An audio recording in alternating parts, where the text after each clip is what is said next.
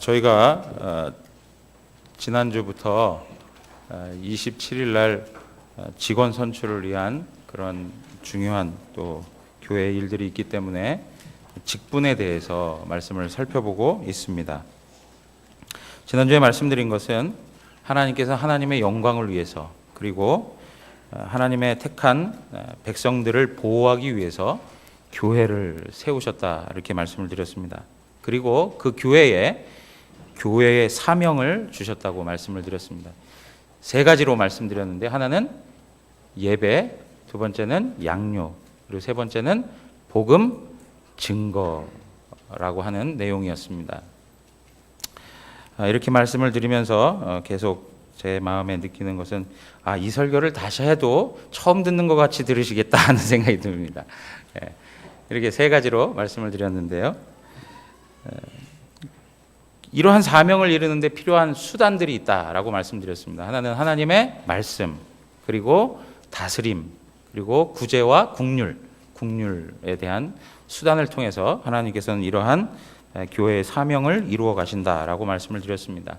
그래서 이러한 사명을 이루는 데 있어서 하나님이 직분자를 세우시고 그 직분자들을 통해서 바로 하나님 나라의 일들 그리고 하나님 앞에 영광을 돌릴 수 있도록 우리의 모든 교회적인 사명을 이끌어 가신다라고 말씀을 드렸습니다. 목사, 장로, 집사, 항존직이라고 이렇게 말씀을 드렸습니다. 주님이 오실 때까지 교회에 항상 있어야 되는 것이 바로 이 세 가지의 직분이라고 말씀을 드렸습니다. 지난주에 말씀드리면서 이제 권사직에 대한 부분은 사실은 임시 직원에 속해 있습니다. 그래서 어떤 교회는 권사가 없어도 무방합니다. 그렇지만 목사, 장로, 이 안수 집사는 반드시 있어야만 하는 것입니다. 이제 이러한 부분에 있어서 이 항존직에 대한 내용들을 살펴보았는데요. 이러한 내용들을 다루면서 제가 말씀드렸던 것처럼 이것은 계급적이지 않고 그 직무에 있어서 다를 뿐이다라고 말씀을 드렸습니다. 이제 우리 안에 이제 다음 주에 직원 선출을 하게 되는데 나름대로 고민이 있으실 것 같아요. 무엇이냐면 어떤 분을 세워야 될 것인가, 어떤 분들을 교회의 일꾼으로 이렇게 세워가야 될 것인가. 근데 우리 안에 그릇된 판단, 잘못 생각하는 그런 생각들, 그 근거들이 있는데 이게 뭐냐니까 나하고 오랜 세월 잘 통하여 지내온 사람 찍자. 뭐 이런 의식들이 있습니까? 없습니까? 우리가 남인가? 라고 하는 그 의식을 갖고 오래도록 지내온 분들 그 관계 속에서 이분을 세우자. 이런 생각들도 있습니다. 그리고 보니까 저분은 참 성경을 너무 잘 알아. 성경 지식이 탁월해. 그런 분을 일꾼으로 세워야 되겠다. 물론 성경 지식 필요합니다. 그러나 그러한 것만을 놓고 판단할 수는 없는 것입니다. 또 어떤 분들은 이런 생각을 할 수 있어요. 교회에서도 보면 사회적으로 좀 명망 있는 사람이 일꾼이 돼야지 교회 일꾼도 뭔가 좀 다른 사람들을 보기에도 조금 사회적인 어떤 좋은 직종, 전문 직종 이런 위치에 있는 사람들이 돼서 일을 하게 되면 훨씬 더 보기에 좋고 사람들이 또 그 권위에도 순종할 수 있지 않을까 뭐 이런 생각을 가지고 일꾼들을 세우는 그런 판단 근거를 제시할 때가 있는 것이죠. 또 어떤 경우에는 이런 일들이죠. 그래도 주님의 일도 뭐니 해도 뭐가 있어야 돼요? 돈이 있어야 돼. 그래서 돈 있는 분이 장로가 돼야 돼. 돈 있는 분이 뭐 일꾼이 돼야 돼. 이런 생각들을 가지고 그분들을 세워가는 일들도 있습니다. 그리고 이제 또 한 가지 조금 좀 한심한 그런 표현들인데 선출하기 직전에 밥 사준 분. 내가 밥이라도 한 끼 얻어 먹었으니까 내가 이제 좀 이거 같이 좀 거들어야 되는 거 아닌가. 이런 의식들이 이거 웃지만 정말 있어요. 우리 마음 가운데 있단 말이에요. 제가 여러 교회에서 섬겨가면서 성도님들 다 보지 않습니까? 그러면 성도님들 안에 그런 생각들이 다 있어요. 이러한 판단을 가지고 일꾼을 세운다 하는 것은 성경적이지 않은 것입니다. 그렇다면 어떠한 사람을 하나님 교회의 일꾼으로 세워야 되는가라고 하는 것입니다. 여러 가지 말씀을 통해서 우리가 볼 수도 있지만 저는 오늘 우리 교단의 헌법을 중심으로 해가지고 말씀을 드릴까 합니다. 우리 교단의 헌법이 사람들이 그냥 막 만들어 놓은 게 아니라 성경의 정신과 내용을 토대로 해서 만들어 놓은 것이 헌법이기 때문에 교회 헌법이 말씀하고 있는 그 내용들을 우리가 살펴보면서 어떤 분들이 우리의 일꾼으로 세워져야 될지에 대하여 한번 생각해 보고자 하는 것입니다.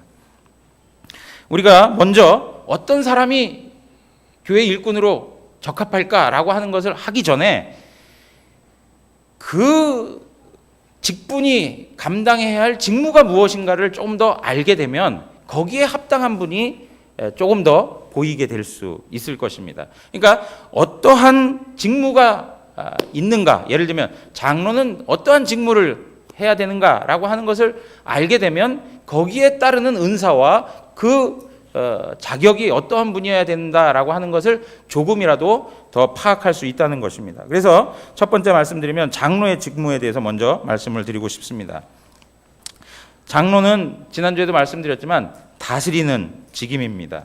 그래서 예수 그리스도의 3직, 선지자직, 왕직, 제사장직이 있는데 그 중에 왕직으로서의 역할을 감당하는 이가 바로 장로인 것입니다. 그래서 말씀의 온전한 다스림을 받도록 안내해주고 질서를 세우는 역할을 하는 것이 바로 장로들이 해야 할 일들인 것입니다. 여러분, 헌법 제9장 장로 그리고 제3조에 장로의 직무가 나오게 되는데요. 제가 한번 읽어보겠습니다. 교회의 영적 상황을 목사와 함께 성경적으로 돌본다. 장로들은 신자들의 대표자들로서 목사와 협동하여 일할 수 있으나 목사와 협동하지 않고 자의로 일을 처리하지 못하는 자로서 행정과 권징에 수종들며 지교회 혹은 전국 교회의 영적 상황을 살피는데 수종든다. 이렇게 되어 있습니다. 여러분, 여기 보면 장로는 교회의 영적 상황을 목사와 함께 성경적으로 돌본다. 이렇게 표현되어 있습니다. 성경적으로 돌본다. 영적인 상황을 살피는 일을 한다라고 이야기하는 것입니다. 그러면서 이 헌법에서 강조하고 있는 바가 뭐냐면 장로가 단독적으로 할 수 없고 누구와 함께 한다고요? 목사와 함께 협력하여 한다. 이렇게 표현하고 있어요. 여러분, 당회가 구성이 되어지면 당회장인 목사가 없이는 당회가 진행될 수가 없습니다. 그리고 모든 사역에 있어서 목사와 함께 협력하여 교회의 일을 보도록 한 것이 바로 장로의 직무 중에 하나인 것입니다. 그래서 여러분 스코틀랜드 장로교회, 우리가 장로교회 그러면 스코틀랜드에서 주로 근본적 뿌리를 우리가 많이 이야기하고 있는데요. 스코틀랜드 장로교회에서 알렉산더 핸더슨이라고 하는 목사님이 이런 이야기를 했습니다. 목사들이 가르치고 씨를 뿌리는 일에 부지런해야 하는 것처럼 장로들은 회중 안에서 그 열매를 보고 찾는 일에 주의를 하기를 요청받는다. 장로들은 목사들이 회중을 문답 교육하는 일에 참여하고 병자를 방문할 때와 모든 사람으로 하여금 그들의 의무를 다할 것을 권고할 때에 목사를 조력하며 그리고 어떤 사람이 그들의 말을 듣지 않으면 그 불순종한 자들을 당회에 데려온다. 생략. 그러나 장로들의 주된 임무는 권징을 시행하고 전 회중을 치리하기 위한 당회와 교회의 다른 회의들에서 항상 목사와 연합하는 일이다. 이렇게 표현하고 있어요. 그러니까 장로의 직임을 감당하는 데 있어서 목사와 협력하고 목사와 연합하는 것, 그렇게 해서 교회를 치리해 가는 것이 장로에게 있어서 너무 중요한 일이다. 이렇게 설명하고 있는 것입니다. 자, 사도행전 20장 28절에 가서 보시면 우리 한번 다 같이 읽어보겠습니다.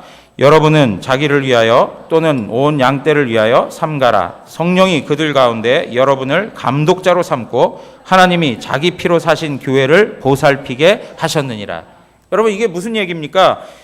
사도 바울이 밀레도에서 에베소에 있는 장로들을 모아놓고 그들에게 다시 한번 그들이 해야 할 일들이 무엇인가를 설명해 주고 있어요. 그것이 무엇이냐니까 교회를 보살피는 일이 바로 장로가 해야 할 일들이라 이렇게 설명하고 있는 것이죠. 그래서 여러분 보시면 그 다음에 나오는 헌법의 내용들, 장로의 직무와 관련된 헌법의 내용들을 보시면 대부분이 다 교회를 보살피는 일들과 관계되어 있는 일들이에요. 두 번째, 헌법 두 번째 내용들을 보시면 장로의 직무 두 번째 내용 다 같이 한번 읽겠습니다. 교리적 오해나 도덕상 부패를 방지하도록 기도하며 사역한다. 교리적인 오해나 도덕상 부패가 방지되도록, 성도가 잘못된 이단에 끌려가지 않도록 그들의 신앙적 상태를 점검하는 일들, 그리고 도덕상 그들의 윤리와 도덕적 삶에 있어서 정말 거룩하게 삶을 살아가고 있는가를 지도하는 일들, 이런 것들이 전부 장로가 해야 할 일들이라고 설명하고 있습니다. 세 번째는 뭐라고 설명하고 있습니까? 신자를 신방하여 위로하고 교훈하며 보살핀다. 신자를 신방하되 특별히 병자와 상가를 찾아 위로하며 진리를 잘 알지 못하는 자와 어린아이들을 가르치며 돌봐야 할 것이니 일반 신자보다 장로는 개인적 의무와 직무상 책임이 더욱 중하다. 그렇게 되어 있습니다. 여러분, 여기에서 신방이라고 하는 내용이 나오고 있는데요. 치리와 행정을 감당하기 위해서, 권징을 시행하는 당회적 기능을 감당하기 위해서는 전제가 무엇일까요? 성도들의 삶을 살펴야 된다는 거예요.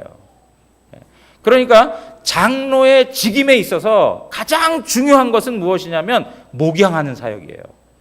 성도들을 영적으로 살펴가면서 그들의 필요와 그들의 상태가 어떤지를 확인하고 그들을 말씀으로 잘 인도해 주는 일이 굉장히 중요한 거라는 것이죠. 오늘 이런 표현에서 보면 뭐라고 얘기하냐면 병자들을 돌보고 슬픔에 처한 사람들을 위로하고 그리고 상가에 방문하여 그들을 위로하는 일들, 이렇게 설명하고 있어요. 여러분, 제가 지난번에도 한번 말씀드렸지만 오늘날 교회 안에서도 경조사와 관련해서 내가 갔으면 그가 또 오고 또 그가 왔으면 내가 또 가서 서로 위로해 주는 일들이 있습니다. 그러나 교회는 그런 것과 관계없이 서로 섬기고 슬픔을 당했으면 가서 위로해 주는 일들을 감당해야 되는 거예요. 기브 앤 테이크식의 그런 논리가 교회 안에 있어서 안 된다는 것이죠. 그럴 때에 장로는 이 일 앞에 더 헌신해야 될 대상들인 거예요. 그러므로 정말 어려운 이들이 있다, 정말 아파하는 이들이 있다 그러면 발벗고 달려가서 위로해주고 섬겨줘야 될 그런 직무가 누구에게 있다고요? 장로에게 있다는 것을 설명해주고 있습니다. 그런데 저는 오늘 또 하나 여기서 주목할 만한 것이 있는데 그게 무엇이냐니까 진리를 알지 못하는 자와 어린아이를 가르치며 돌봐야 할 것이다, 이렇게 표현하고 있습니다. 여러분, 우리가 어린이 주일학교를 이렇게 생각해 보면 장로의 직무와 아주 무관한 것처럼 여기고 지금까지 살아왔습니다. 대다수의 한국 교회가 가지고 있는 모습을 보면 주일학교가 진행되는 그 모든 내용에 있어서 장로들과는 거리가 멀게 여겨져 왔던 것이 사실이에요. 그냥 주일학교는 주일학교 담당 목사님 그리고 부장님, 교사들 그들에게만 맡겨놓으면 그들이 알아서 하는 것으로 생각했어요. 그런데 오늘 장로의 직무 가운데 아주 중요한 표현을 하고 있는데 그게 뭐냐니까 진리를 알지 못하는 자와 어린아이들을 가르치며 돌봐야 한다, 이렇게 표현하고 있어요. 어린아이들을 가르치며 돌봐야 된다. 여러분, 이 문제에 대해서 제가 다른 자료를 살펴보니까 대한예수교 장로의 고신교단 헌법에 뭐라고 표현되어 있냐면 교회 정치 6장 제66조에 보면 이런 표현이 있습니다. 언약의 자녀들을 양육하는 일에 수종된다, 그런 표현들이 있어요.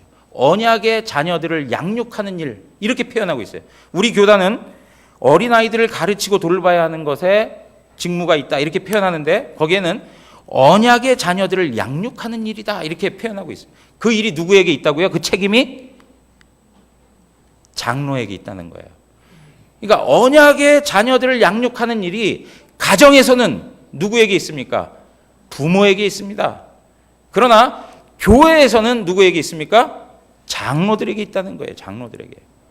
왜 그러냐면 여러분 우리가 유아 세례를 베풀 때 당회가 그것을 심의합니다. 그리고 당회가 부모의 신앙의 내용을 따라서 그 자녀에게 유아 세례를 베풀죠. 그리고 그 부모들은 교회 앞에 서약을 하면서 믿음의 가정으로서, 믿음의 부모로서 자녀를 언약 백성으로 하나님 앞에 세워갈 것을 서약합니다. 그러면 그 서약한 대로 그 자녀를 가정에서, 교회에서 양육해 가는지를 확인하고 지도하는 일이 누구에게 있습니까? 장로에게 있다는 거예요. 이런 부분에서 교회에서의 장로들은 특별히 어린이들과 무관하게 어떤 행정적인 처리만 해야 되는 그러한 일들이 아니라 실질적으로 교회의 다음 세대 자녀들이 믿음 안에서 신실하게 자라갈 수 있도록 그들을 잘 양육하는 그런 책임이, 가장 근본적인 책임이 장로들에게 있다는 것을 설명해 주고 있는 것입니다. 여러분, 이런 측면에서 오늘날 우리 한국교회는 자녀들을 또래별로 다 나눠놓고 부모도 자녀들이 어떻게 예배하는지 보지 못하고 당회나 장로들도 그 자녀들이 어떻게 예배하는지를 파악할 수 없는 그러한 형편이 되어버렸습니다. 그래서 오늘날 많은 교회들이 이러한 과오를 다시 한번 돌이키면서 회개하는 일들이 나타나는데 그것이 무엇입니까? 온 가족이 함께 예배하는 일들이 나타나고 있어요. 그래서 부모들도 자신의 자녀들이 어떻게 하나님 앞에 예배하는지를 지켜보고 그리고 그러한 내용들을 가정에서도 교육할 수 있도록 온 가족이 함께 예배하는 일들. 이럴 때 장로들도 그 자녀들의 어떤 예배적 태도와 경건의 모습들을 바라보면서 그들을 믿음으로 양육할 수 있는 조금의 더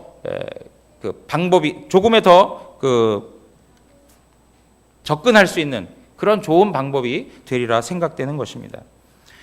여러분, 이러한 부분에서 우리가 특별히 장로로 세워진다 할 때에, 그리고 우리 또 지금 기존에 장로님들 계신데요, 이러한 부분에 있어서 본래적 의미들을 우리 안에 잘 찾아가는 것이 필요하다고 생각합니다.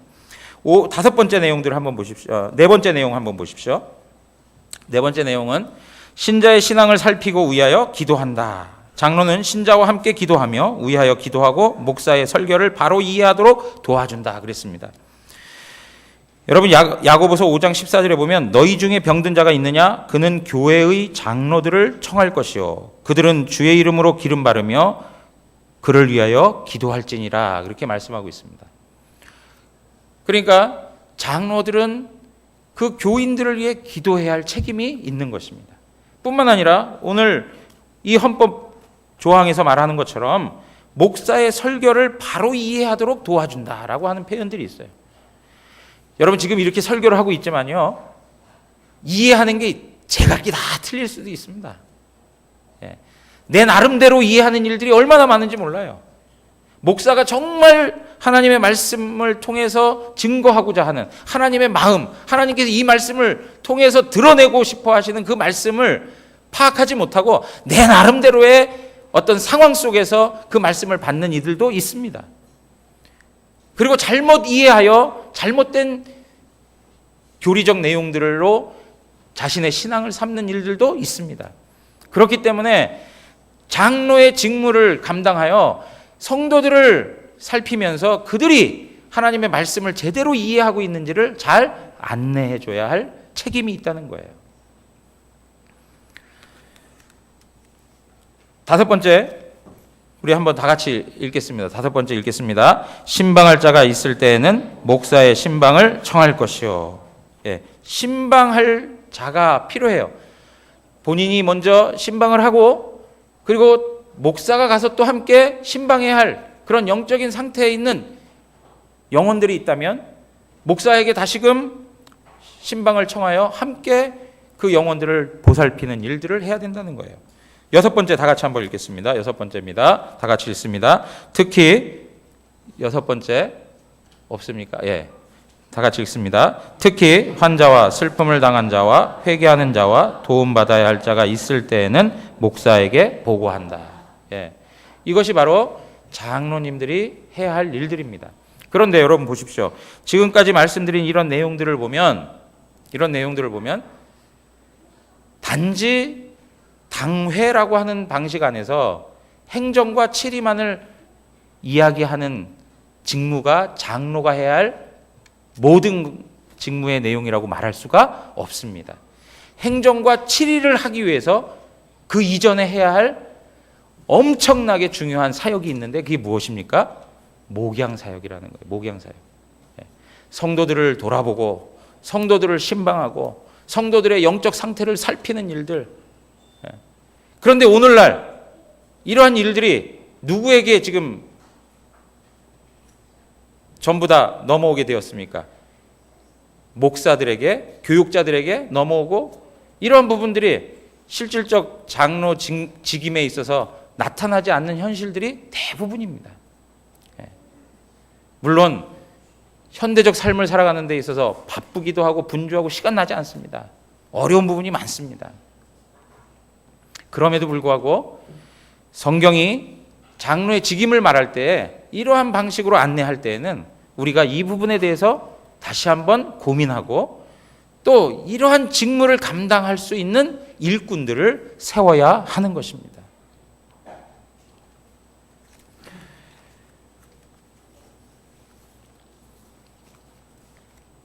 그래서 여러분 보십시오. 우리 장로님들께서 예를 들면 어떤 가정에 가서 신방을 한다 그러면 그것을 기쁨으로 삼으셔야 돼요. 그리고 그걸 감사함으로 삼으셔야 돼요. 아이고 집도 치우지도 않았는데 왜 오셔가지고 괜히 복잡하고 분잡하고 괜히 신경 쓰이게 만드시나 이러지 마시고 장로님들이 와서 한번 격려해 주시고 장로님들이 한번 오셔서 기도해 주시면 그것을 기쁨으로 여기고 감사함으로 받아야 되는 거예요. 그리고 이런 생각들이 있어요. 우리 한국교회 이게 좀 문제인데요. 꼭 목사가 가야만 신방 받은 것 같고 다른 이들이 가면 신방하지 않은 것 같은 그런 생각들. 부목사가 가면 신방 안 한 것 같고 담임 목사가 가야만 신방한 것 같고 이런 생각들. 이거 성경적이지 않죠. 장로님이 가셔서 그리고 목사가 가서 서로 돌보고 섬기고 격려할 때 그것을 기쁨으로 받는 성숙한 신앙인의 태도가 또한 우리에게 요구되는 모습인 것입니다. 이러한 좋은 그런 목양의 사역들이 우리 교회 가운데 이루어지기를 원합니다. 자, 그러면 이제 집사의 직무를 살펴보겠는데요. 집사는 헌법 제10장 집사에서 제3조 집사의 직무에 대해서 이렇게 설명하고 있습니다.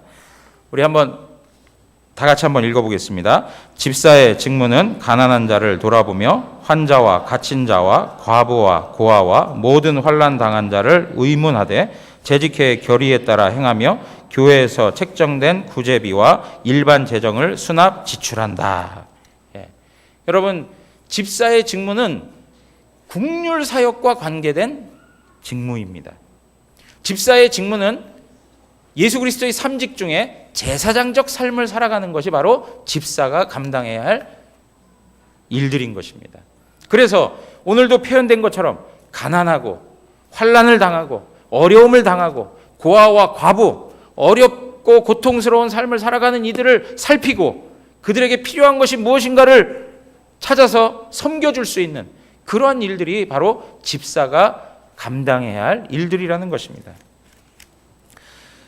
사도행전 6장 1절에서 4절 보면 1절에 가서 보시면 그때의 제자가 더 많아졌는데 헬라파 유대인들이 자기의 과부들이 매일의 구제에 빠짐으로 히브리파 사람을 원망하니 열두 사도가 모든 제자를 불러 이르되 우리가 하나님의 말씀을 제쳐놓고 접대를 일삼는 것이 마땅하지 아니하니 형제들아 너희 가운데서 성령과 지혜가 충만하여 칭찬받는 사람 7을 택하라. 우리가 이 일을 그들에게 맡기고 우리는 오로지 기도하는 일과 말씀 사역에 힘쓰리라 하니 이렇게 표현하고 있습니다. 여러분 이게 집사가 세워지게 된 하나의 사건입니다. 하나의 계기가 되는데요. 여기 집사가 세워지는 데 있어서 무엇입니까? 구제하는 일들을 통해서 문제가 발생하게 된 것입니다. 그때 제자가 더 많아졌는데 하나님의 교회가 진짜 폭발적으로 막 성장해 가고 있는데 그 성장을 저해할 만한 원망 불평이 생겨난 거예요. 여러분 하나님의 교회에 정말 건강하고 하나님의 뜻을 받들어 성장하기를 원한다면 원망 불평으로 교회의 마음이 갈려서는 아니 되는 것입니다. 여러분 우리 영안교회가 건강한 교회로서 하나님 앞에 사명을 감당하며 더욱더 성장하기를 원하십니까? 그러면 우리 마음 가운데 원망 불평으로 갈라진 마음들이 없어야 돼요. 갈라진 마음이 생겨나는 거예요. 어떤 문제냐? 헬라파 유대인들 그들이 보니까 자기들의 과부들이 구제를 받는 일에 소외가 되는 거예요. 항상 죄가 제외되는 그런 일들이 생겨나는 거예요. 어떤 형평성의 문제가 생겨나기 시작한 거예요. 그래서 히브리파 사람들을 원망하는 일들이 발생하게 되죠. 그래서 이 일들을 잘 감당할 수 있도록 집사를 세우게 되는데 몇 명을 세웁니까? 7명을 세우게 되는 것입니다. 그런데 그들의 자격을 보니까 성령과 지혜가 충만하여 칭찬받는 사람들을 세웠다 그렇게 표현하고 있습니다. 그래서 하나님의 교회가 이러한 어려운 문제들을 하나님 앞에서 지혜롭게 해결해 가는데 그 방식이 뭐냐니까 이 일들을 감당할 수 있는 집사를 세우는 일들이었습니다. 그래서 집사들로 하여금 구제하고 봉사하는 일에 힘쓰게 하고 사도들은 기도하는 것과 말씀 전하는 것에 전념할 수 있도록 역할을 분담하는 그러한 일들을 하나님 앞에서 행하는 교회의 모습들을 우리는 보고 있는 것입니다. 사랑하는 성도 여러분, 집사가 해야 할 가장 중요한 직무 중에 하나는 바로 이러한 것입니다. 주변의 어려운 이들을 살피고 국률의 마음을 가지고 그들을 사랑으로 섬기는 것, 따뜻한 마음을 가지고 그들을 보살피는 것, 그리고 그들에게 정말 필요한 것이 무엇인가를 살펴서 교회의 허락을 따라서 그들을 잘 섬기고 돌보고 그리고 교회 앞에 봉사하는 일, 이것이 바로 집사가 해야 할 일들인 것입니다. 사랑하는 성도 여러분, 우리가 집사로서 하나님 앞에 임명을 받고 또 하나님 앞에 안수를 받고 장립 집사로서 섬겨가고 있는데 이러한 일들 앞에 우리가 얼만큼 수종들며 살아가고 있는지 또 한번 생각해보는 계기가 되기를 바랍니다. 그러면서도 분명히 알아야 될 내용은 무엇이냐면 지난주에도 말씀드린 것이지만 그 직분은 수직적이지 않다는 것입니다. 헌법 제10장 제1조에 보면 집사의 성격에 대해서 말하면서 이렇게 표현하고 있습니다. 다 같이 한번 읽겠습니다. 집사직은 수직적으로 목사, 장로 두 직 밑에 있는 것이 아니고 그 직분들과 수평적으로 병립한 구별된 직분이요 항존직이다. 그러니까 여러분 보십시오. 안수 집사에서 그 다음 단계 장로로 올라가야겠다. 이 생각이 건강한 생각입니까? 아니에요. 아닙니다. 하나님께서 나에게 안수 집사로 허락하셨으면 평생을 안수 집사로 살아도 무방한 거예요. 이러한 부분에서 하나님의 선하신 뜻이 있어서 장로가 되었다면 겸손해야 할 것이고 만약에 하나님께서 그렇게 하지 않으셨다면 안수 집사로서 하나님 앞에서 또 감당을 해 가셔야 되는 거예요. 이것이 수직적이지 않습니다. 계급적이지 않습니다. 철저히 수평적이고 병립된 상태에서 서로의 직무가 다를 뿐입니다. 우리 안에 이러한 인식이 분명히 있어서 하나님이 나에게 주신 그 직분에 감사하고 더욱더 그 직분에 충실할 수 있는 그런 기회가 되어지기를 원합니다. 어떤 교회들 보면 목사님, 장로님들도 당회가 있어서 장로들 모임이 있는데 우리도 안수집사회를 만들어야 되겠습니다. 이러한 주장을 하는 일들이 있고, 혹은 그렇게 해서 안수집사회를 만든 교회들이 있어요. 근데 여러분, 이것은 잘못 알고 있는 거예요. 당회는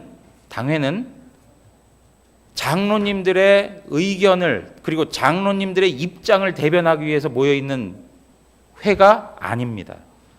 당회는 하나님의 뜻을 받들어 교회를 치리해가는 치리회의 기능을 하는 것이지, 장로님들의 어떤 의견을 대변하기 위한 그러한 자리가 아니라는 거예요. 그런데 안수집사회를 고집하는 이유들 중에 하나가 무엇이냐니까, 본인들도 이야기할, 대변할 수 있는 기구가 필요하다는 거예요. 그러나 분명히 말씀드리지만 하나님의 교회에 치리회로 주신 것은 당회와 노회와 총회밖에는 없습니다.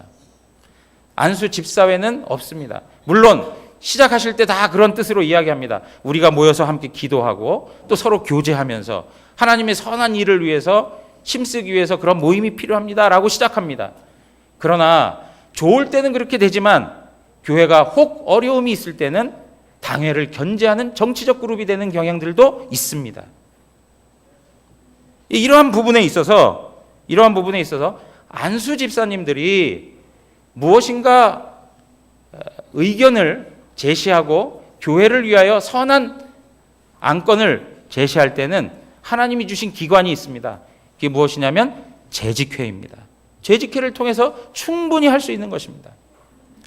이러한 부분에 우리가 이 당회라고 하는 것에 대한 개념을 잘못 이해하셔서 마치 당회는 장로들의 어떤 입장을 대변하는, 장로들의 어떤 위치를 공고히 하기 위한 하나의 모임처럼 생각해서는 안 된다는 것입니다. 장로의 직무에 있어서 치리하는 일이 있기 때문에 그 치리를 위해서 모여 있는 것이 바로 당회인 것입니다.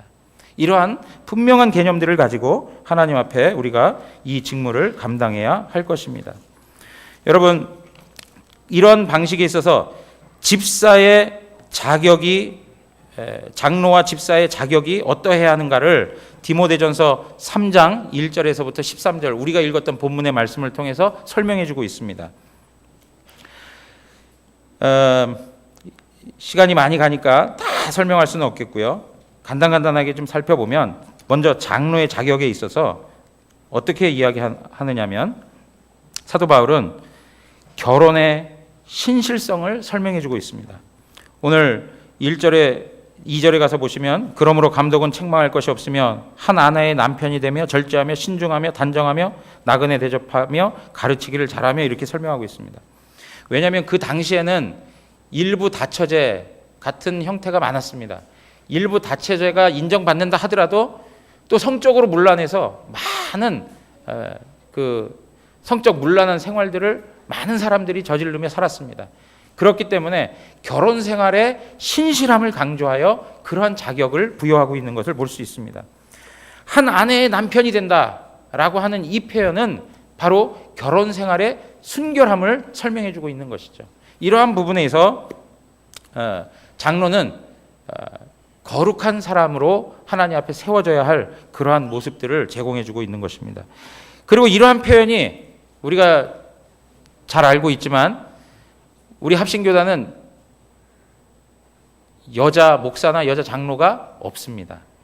여러 가지 성경적 해석 원리가 있는데 그 중에 하나가 바로 이 부분입니다. 장로는 한 아내의 남편이며 라고 하는 표현이 있기 때문에 이런 방식에 있어서 감독, 장로는 누구만이 할 수 있다고요? 남성들을 많이 할 수 있는 직분으로 설명하고 있는 것입니다. 그리고 여기서 중요한 또 하나의 개념들이 있는데, 그게 무엇이냐니까 여러 가지 나열해 놓고 있는데요. 그 중에 흐르는 내용 중에 하나가 뭐냐면 자제력이 있어야 된다는 거예요. 자제력. 절제력이 있어야 된다는 거예요. 특별히 다투지 않는 것, 혈기 부리지 않는 것에 대해서 설명하고 있습니다. 여러분, 우리는 혈기 부리는 것에 익숙합니다. 혈기 없는 사람 있습니까? 없습니까? 혈기 없는 사람 없습니다. 제가 혈기가 있어 보입니까? 없어 보입니까? 말씀 잘 하셔야 됩니다. 예? 혈기 있습니다. 예. 근데 잘 숨겨져 있다가 어느 한순간 빵 터지는 게 혈기입니다. 예. 잘 참아오다가 어느 한순간 화산처럼 폭발해버리는 게 혈기예요. 예. 저희 고등학교 때 선생님 한 분이 계셨는데, 사회선생님, 별명이 황핏대였습니다. 예? 황핏대. 왜 핏대냐? 하도 벌어 화를 잘 내가지고, 예. 그래가지고 목에 핏대가 서 계셔요, 항상. 예. 그래가지고 우리가 별명을 붙이기를 황핏대다 그랬는데, 선생님 스스로가 다 알아요. 내가 핏대다. 예? 근데 여러분 보십시오.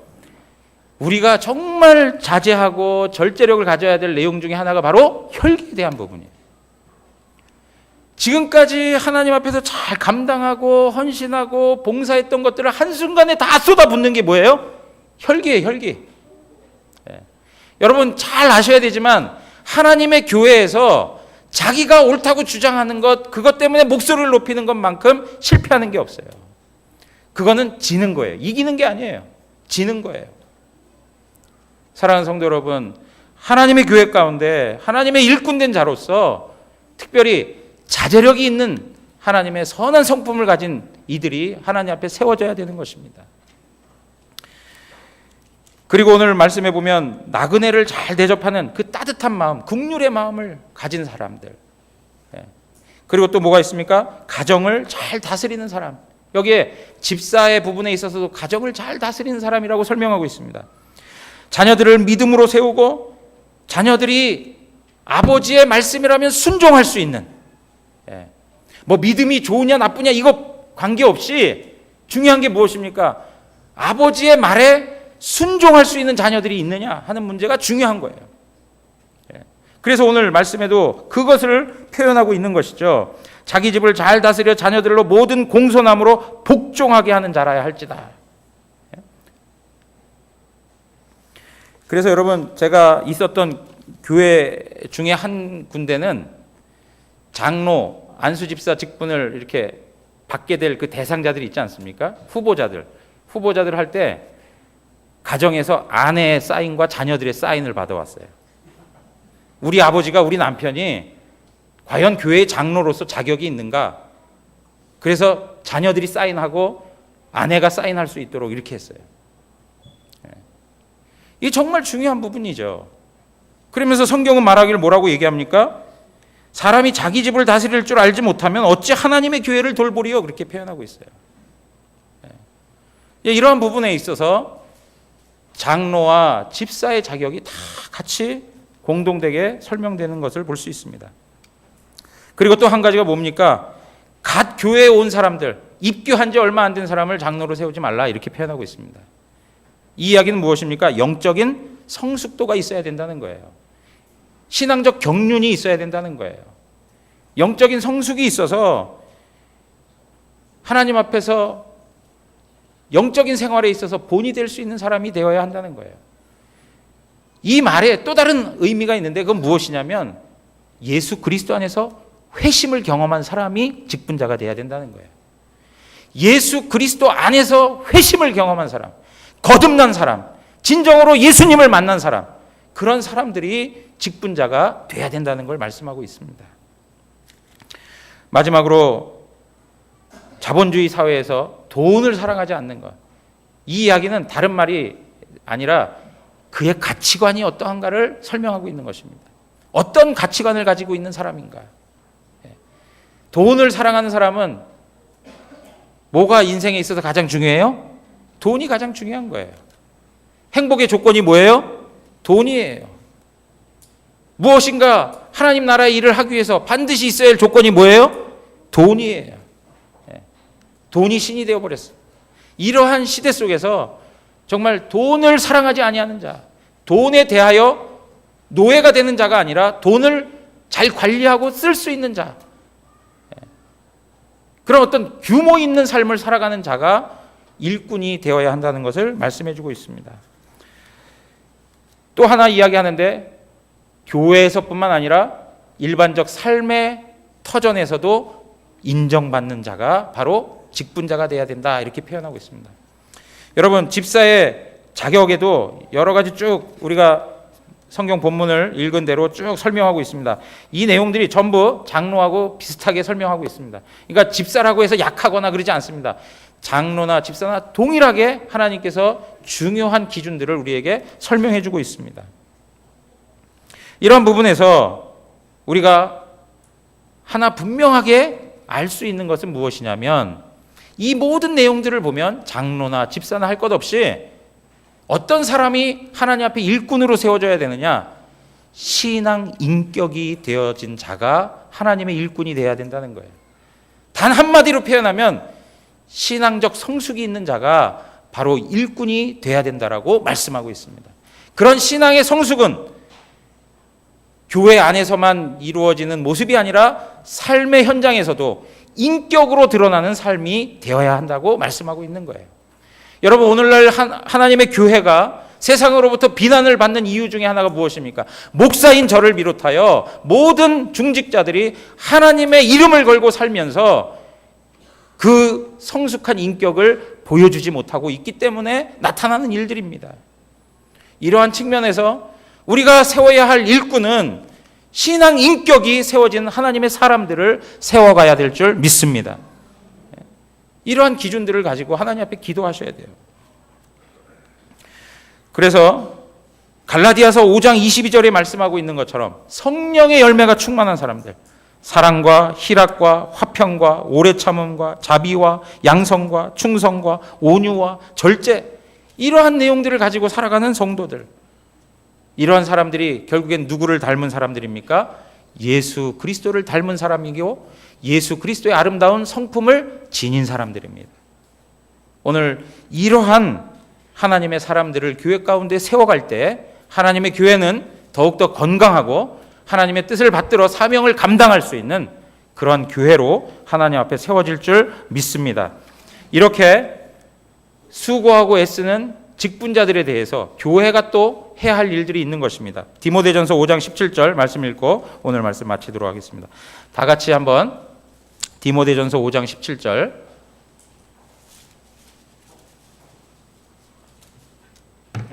다 같이 읽겠습니다. 잘 다스리는 장로들은 배나 존경할 자로 알되 말씀과 가르침에 수고하는 이들에게는 더욱 그리할 것이니라. 아멘. 여러분, 우리 교회 7분의 장로님이 계십니다. 7분의 장로님들을 배나 존경할 분들로 알고 그분들을 섬기셔야 합니다. 그것이 바로 교회가 가져야 할 태도인 것입니다. 또 우리 장로님들, 저를 비롯하여 우리 장로님들은 교회를 잘 돌보고 지금 우리가 살펴본 바처럼 그 직임을 잘 감당해야 하는 책임이 있는 것입니다. 이러한 모습들이 우리 교회 가운데 아름답게 세워지고 그 일들을 통해서 하나님의 교회가 아름다운 하나님 나라의 열매들을 맺어갈 수 있는 그런 복됨이 있기를 주님의 이름으로 축원합니다. 우리 시간 다 같이 일어나셔서 찬양하고 기도하도록 하겠습니다.